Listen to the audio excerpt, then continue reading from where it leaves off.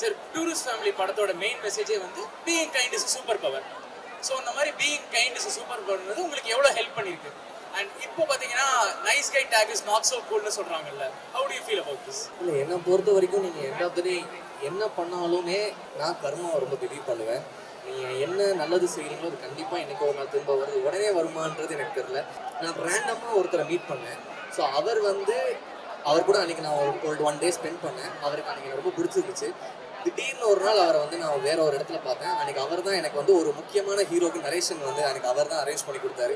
So எனக்கு அன்றைக்கி நான் எக்ஸ்பெக்ட் பண்ணல. நான் அவருக்கு ஒரு விஷயம் பண்ணேன், ஆனால் அது எனக்கு இப்படி வரும்ன்றது நான் எதிர்பார்த்ததில்லை. ஸோ சில குட்டி குட்டி விஷயம் தான், அது கண்டிப்பாக உங்களுக்கு என்றைக்கோ ஒரு நாள் உங்கள் லைஃப்பில் திரும்ப வரும். நான் அதை நம்புகிறேன், நீங்களும் நம்புங்க.